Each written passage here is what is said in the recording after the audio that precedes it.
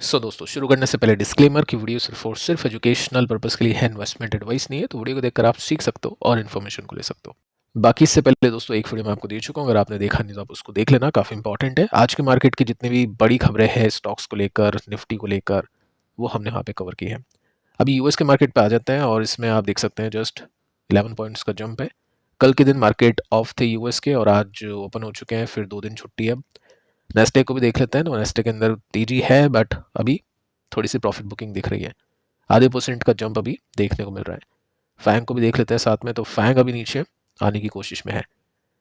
अब देखिए दोस्तों, न्यूज़ में देखते हैं यूएस के स्टॉक्स थोड़ा सा ऊपर गए क्योंकि नए साल के अंदर ये फर्स्ट तेजी है यूएस के मार्केट के अंदर भी। पिछले 2-3 दिन से हम जो क्रिसमस तेजी के एक्सपेक्टेशन कर रहे थे वैसा कुछ हुआ नहीं, ना ही यूएस मार्केट में ना ही इंडियन मार्केट में। इंडियन मार्केट फिर भी चलो यूएस मार्केट के कंपैरिजन में थोड़े से ठीक थे। टेस्ला की न्यूज़ है कि टेस्ला मिस कर चुकी है Q4 की डिलीवरी एस्टिमेट। अब जैसे इंडियन कंपनीज के नंबर्स आ रहे हैं, आपने देखा कि काफ़ी सारी कंपनीज ने अच्छे नंबर्स दिए। सेल्स की बात करूँ, ऑटोमोबाइल सेल्स की बात करूँ, तो उसके बेसिस पे यूएस मार्केट के अंदर भी हलचल है। किसी के पास में स्टॉक है तो अभी जस्ट ज़्यादा नीचे नहीं है, जस्ट अभी $1 के आसपास की मंदी इसमें देखने को मिल रही है। साथ में देखिए दोस्तों, बाकी कुछ बड़ी कंपनीज को देखते हैं क्योंकि 2 सेक्टर्स हैं जो यूएस में अभी के समय काफ़ी आगे हैं, लेकिन इंडिया उसको फॉलो कर रहा है। एक सेक्टर है एआई, जिसमें डायरेक्टली कोई काम धंधा नहीं चलता इंडिया के अंदर, बट सपोर्टिव कंपनीज काफ़ी है, डेटा सेंटर है और भी काफ़ी सारी कंपनीज है। सो एनवीडिया को देख लेते हैं, 3% की तेजी बनी है। इस वीडियो में आगे चल के इंडियन डेटा सेंटर कंपनी को भी डिस्कस करने वाले हैं। काफ़ी अच्छी कुछ पैटर्न है। तो यहाँ पे हमने देखा कि सपोर्ट मिल रहा है, चलो कम से कम यूएस मार्केट से एनवीडिया के अंदर। सेकेंड आप देख सकते हैं कि एक कंपनी जिसका नाम है ताइवान सेमीकंडक्टर, ग्लोबल कंपनी है, ठीक है। ताइवान देख सकते हैं यहाँ पे नेम, और इसके अंदर 2% की तेजी बनी थी। अब देखिए ये कंपनी मैं आपको क्यों बता रहा हूँ, क्योंकि एआई और सेमीकंडक्टर ये 2 इमर्जिंग सेक्टर्स हैं जो यूएस के अंदर तो काफ़ी एक्सपैंड हो चुके हैं, लेकिन यूएस में भी ग्रोथ बाकी है। इंडिया इन दोनों कैटेगरीज में काफ़ी लेट है। एआई में तो है ही नहीं इंडिया, आगे का भी लगता नहीं है कुछ खास होगा, लेकिन सेमीकंडक्टर प्रोडक्शन के अंदर अभी इंडिया उतर रहा है। काफ़ी टाइम से फैक्ट्रीज वगैरह सब चीज़ें हो चुकी है, लेकिन जो रियल प्रोडक्शन है वो 2026 यानी इस साल से देखने को मिलेगा। अमित शाह जी की स्पीच के अंदर भी हमने सुना था कि 2026 में सब कुछ होगा, प्रोडक्शन होगा, एक्सपोर्ट करेगी कंपनीज। हम काफ़ी लेट है, लेकिन ग्रोथ काफ़ी कमाल की हम देने वाले हैं, क्योंकि इंडिया में जो भी रिक्वायरमेंट है वो सारी रिक्वायरमेंट, डोमेस्टिक जो रिक्वायरमेंट्स है वो सब इंडियन कंपनीज पूरा करेगी, साथ में एक्सपोर्ट्स भी करेगी। अगर मैं आपको इसका लॉन्ग टर्म चार्ट दिखाऊं तो इसके अंदर आप देख सकते हैं कितनी शानदार ग्रोथ मिली है। तो 2 सेक्टर है इंडिया के अंदर, एआई और सेमीकंडक्टर, जो भी इमर्ज हो रहे हैं। 2026 में हो सकता है कि यहाँ पे कुछ अच्छी अपडेट आती हुई देखने को मिले। साथ में देखिए दोस्तों, यहाँ पे हम एफ की भी देखते हैं सिचुएशन क्या है। 2 तारीख को फाइनली एफ ने थोड़ा सा हम बोल सकते हैं मतलब बाइंग की है। 290 करोड़ के आसपास की राशि यहाँ पे लगाई है। इतने दिन से कुछ खास नहीं था। कल बाइंग नहीं थी, लेकिन स्टॉक मार्केट ऊपर था, हो सकता है एफ के अंदर कुछ किया होगा। बाकी आज कैश मार्केट के अंदर थोड़ी सी बाइंग देखने को मिली है। अब दोस्तों आते हैं कुछ कंपनीज को लेकर, कुछ बड़ी न्यूज़ है, टेक्निकल फंडामेंटल्स को डिस्कस करते हैं सीखने के हिसाब से। फर्स्ट कंपनी है ओला, 10% की तेजी। क्वेश्चन होगा आपके मन में कि क्यों 2-3 दिन से अपन इसके ऊपर डिस्कशन करें। देखिए, जिसको इंटरेस्ट है ठीक है, जिसको नहीं है वो स्किप कर सकते हैं, आगे के पार्ट को आप देख सकते हैं। बाकी हमने देखी दोस्तों यहाँ पे सीखने के लिए डिस्कस किया है कि कंपनी के स्टॉक के अंदर कुछ इंटरेस्टिंग फैक्ट्स देखने को मिले हैं। होता क्या है, जब भी कोई कंपनी खराब परफॉर्म करती है, खराब परफॉर्म मतलब स्टॉक की प्राइस की बात नहीं कर रहा हूँ, कंपनी खराब परफॉर्म करती है, उसका मार्केट शेयर गिर रहा है, उसके प्रॉफिट्स डाउन हो रहे हैं, आगे की कोई अता पता नहीं है, कस्टमर सर्विस काफ़ी बेकार है, ठीक है। लेकिन जब उसके अंदर रिकवरी आती है तो वो रिकवरी के अंदर पैसे काफ़ी अच्छे बनते हैं, क्योंकि इन्वेस्टर्स की जो एक्सपेक्टेशन है वो हो जाती है ज़ीरो, और ऐसे में स्टॉक हो जाता है काफ़ी नीचे, मार्केट कैप हो जाता है काफ़ी कम। लेकिन जब कुछ अनएक्सपेक्टेड पॉजिटिवली सरप्राइज देखने को मिलता है तो इन्वेस्टर्स उसकी मतलब जो कंपनी होती है उसके स्टेक खरीदने के लिए उतर जाते हैं। वही चीज़ अपने को यहाँ पे देखने को मिल रही है। स्टॉक कल 4% की तेजी दिखाया था, क्योंकि एक डेटा हमने देखा जिसके अंदर मार्केट शेयर में काफ़ी अच्छी रिकवरी देखने को मिली है। डेटा आप देख सकते हैं, और इसके अंदर आप देखिए कि हुआ क्या है। ईवी जो 2 व्हीलर है उसके अंदर मेजरली 3 कंपनीज हैं। टीवीएस है, जिसकी आई क्यूब करके एक्टिवा काइंड ऑफ स्कूटर है, वो काफ़ी प्रचलित है, उसकी वजह से स्टॉक ने काफ़ी अच्छा परफॉर्म किया। एथर भी है, साथ में ओला भी है। तो टीवीएस अभी लीड कर रहा है। टीवीएस का मार्केट शेयर अभी के समय बढ़ रहा है, क्योंकि उसकी जो स्कूटर है वो काफ़ी अच्छे चल रहा है, बिक रहे हैं। सेकंड एथर है, लेकिन अभी हम डेटा देखें दिसंबर का तो एथर फॉल हुआ है 20% के साथ में, स्टॉक नहीं, एथर की जो मार्केट शेयर है जो हम बोल सकते हैं वो 20% के साथ में गिरी है, सेल्स वगैरह सब चीज़ें मार्केट शेयर के अंदर आती है। ओला इंप्रूव हुआ है, ठीक है, तो ये जो इम्प्रूवमेंट है ये आगे टिकेगा नहीं टिकेगा वो पता नहीं है, लेकिन अभी के समय जो चीज़ है वो हम देख सकते हैं। अब देखिए यहाँ पे हमने कल के दिन बातचीत की थी इस कंपनी को लेकर, जिसमें हमने देखा कि मार्केट शेयर राइज कर चुका है 7% से 9% एमएम बेसिस में दिसंबर में। साथ में कंपनी ने इंट्रोड्यूस कर दी है रोडस्टर एक्स। सो अगर ये प्रोडक्ट चल गया इसका तो चीज़ें सुधर सकती है, ठीक है। अब इसके ऊपर जो बैट इन्वेस्टर्स करने की कोशिश करें, कैसे अपन पता कर सकते हैं, कुछ दिनों पहले से आप देखोगे तो यहाँ पे डे चार्ट के अंदर कुछ वॉल्यूम्स क्रिएट होना शुरू हो चुके हैं। पिछली बार जब ये तेजी बनी थी तब भी हाई वॉल्यूम्स थे, वैसे वॉल्यूम्स नहीं है, देखो यहाँ पे तो कुछ नहीं है, लेकिन यहाँ पे कुछ इंटरेस्टिंग डेटा आना शुरू हो चुके हैं। ऐसी तेजी यहाँ पे भी बनी थी, लेकिन यहाँ पे क्या मिस था, वॉल्यूम मिस थे, लेकिन यहाँ पे वॉल्यूम है, ठीक है।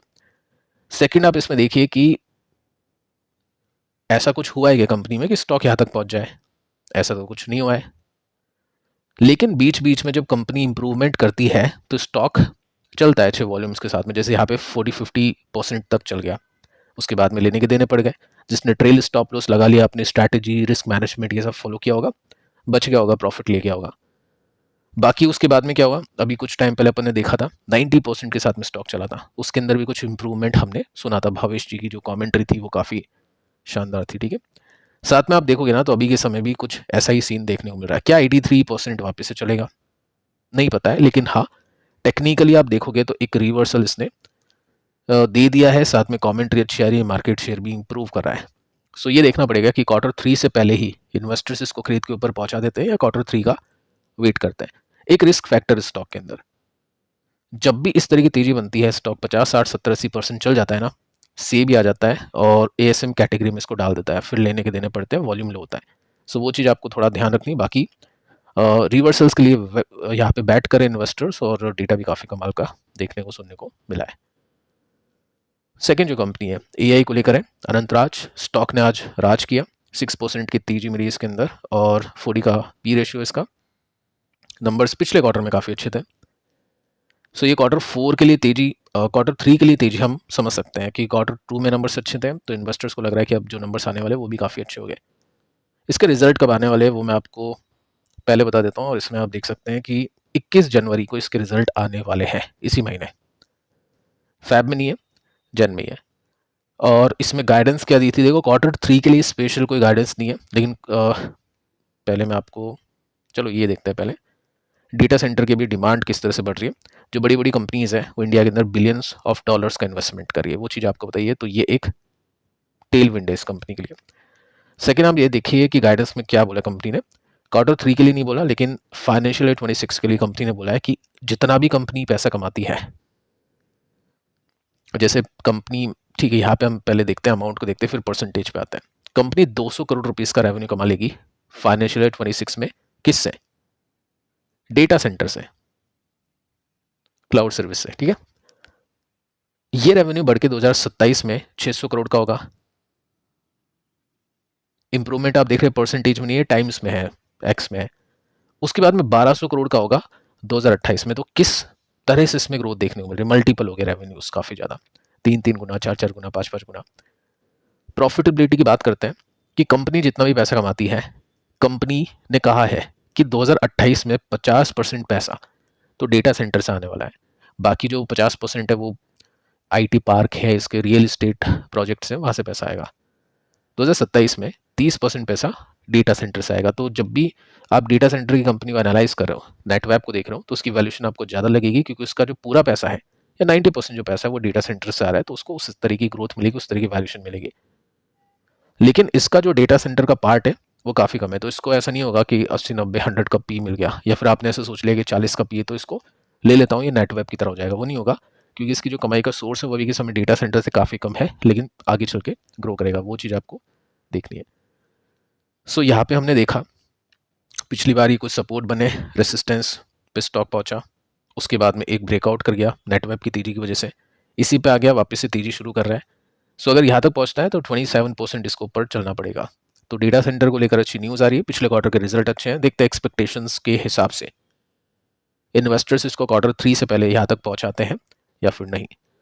आगे चलते हैं, टाटा मोटर्स ये भी बहुत अच्छा कर रहा है। CV है, ये कमर्शियल व्हीकल है, 3% की तेजी इसमें देखने को मिली है। कमर्शियल व्हीकल के ऊपर अपन ने बातचीत की थी कि अब टाटा मोटर्स के अंदर JLR नहीं है कमर्शियल व्हीकल के सेगमेंट के अंदर। ये जो सेगमेंट है ना, ये इसको तोड़ रहा था, इसके लॉसेस को बढ़ा रहा था। सो अब इंडियन जो ग्रोथ है, इंडस्ट्रियल जो ग्रोथ है, जो ट्रक चलते हैं, ऑब्वियस है ट्रांसपोर्टेशन ये सब चीज़ें होगी, अदरवाइज डेवलपमेंट हो ही नहीं सकता है। तो वो जो ग्रोथ है वो भी काफ़ी अच्छी निकल रही है। Ashok Leyland, Tata Motors, force motor, ये ट्रक बनाती कंपनीज और काफ़ी अच्छे डेटा इसमें हमने देखे सेल्स के। सो इनके स्टॉक्स के ऊपर अभी के समय काफ़ी बैट हो रही है। GST 2.0 रिफॉर्म, इसकी वजह से काफ़ी अच्छी तेजी यहाँ पे चल रही है, स्पेंडिंग को बूस्ट मिला है, तो ऑब्वियसली ट्रांसपोर्टेशन बढ़ेगा, ट्रक ज़्यादा बिकेंगे। दिसंबर की जो सेल्स का डेटा है वो भी काफ़ी सिग्निफिकेंट ग्रोथ दिखा चुका है, तो ये भी काफ़ी कमाल की ग्रोथ है। यहाँ पे आप देख सकते हैं अशोक लेलैंड की बात करते हैं सबसे पहले, तो दिसंबर में सेल्स कितनी बढ़ चुकी है, 26% के साथ में बढ़ चुकी है वायन बेसिस पे, तो बहुत अच्छे नंबर्स हैं। सेकंड टाटा मोटर्स को देख लेता है, तो उसके अंदर भी सिग्निफिकेंट ग्रोथ देखने को मिली है, डबल डिजिट की ग्रोथ देखने को मिली, रिबाउंड हुआ है, ठीक है। आगे चलते हैं, फोर्स मोटर्स में चलते हैं, तो इसमें तो बहुत शानदार ग्रोथ है, 50% के साथ में ग्रोथ देखने को मिली है। सो ये कंपनीज हमने कल डिस्कस की थी कि किसकी ग्रोथ कैसी है, उस हिसाब से स्टॉक्स ने परफॉर्म भी किया है। साथ में आप देख सकते हैं कि प्राइजेस ऑलरेडी रिफ्लेक्ट कर चुके हैं इस ट्रेंड को, यानी इनके स्टॉक्स ऑलरेडी अभी के समय काफ़ी ऊपर है। तो वैल्यू बायर तो लेगा नहीं, कॉन्ट्रा बायर भी नहीं लेगा, क्योंकि उसको तो नीचे चाहिए स्टॉक। मोमेंटम जो चेस करते हैं, जो ट्रेडर लोग होते हैं या शॉर्ट टर्म के बेसिस के ऊपर काम करते हैं या रिजल्ट के एक्सपेक्टेशन को बैट करते हैं, वो देखेंगे इसको। अब जैसे टाटा मोटर्स देख सकते हैं, CV ब्रेकआउट, पिछला ब्रेकआउट यहाँ पे था, उसके बाद में तेजी में नहीं, देखते हैं किस तरह से चलेगा। अशोक लेलैंड 2025 से बॉटम बना और 25 से अभी तक, मतलब ये जो साल था इन कंपनीज का था, 93% पैसा बना। जो GST रिफॉर्म थे उसके बाद में अपन ने बातचीत की थी, ऑटोमोबाइल कंपनीज में ETF में भी पैसा बना, स्टॉक्स में पैसा बना, ठीक है। सेकंड के बाद में थर्ड है फोर्स मोटर, इसके अंदर तो काफ़ी फोर्स था, 300 या सॉरी 3 गुना बोल सकते हैं इसको, 3.5 गुना के आसपास पैसे इसने 25 में बनाया है। अभी एक स्विंग इसने दे दिया है रिजल्ट के बेसिस पे, देखते हैं ब्रेकआउट करके वापस से कुछ ऐसी तेजी देता है या नहीं देता है। सो मोमेंटम अभी शॉर्ट टर्म के लिए कहाँ पे अच्छे रिजल्ट आ रहे हैं, कहाँ पे कंपनी अच्छा परफॉर्म करिए, तो वो ये कंपनीज है, इनके ऊपर आप ध्यान दे सकते हैं। सो फिलहाल दोस्तों इस वीडियो में इतना ही, पिछले वीडियो को आप देख लेना, थंबनेल यहाँ पे नहीं है, और ये कल के दोनों वीडियोस भी काफ़ी इंपॉर्टेंट है, इनको भी मिस मत करना। मिलते हैं कल, तब तक के लिए शुभ रात्रि।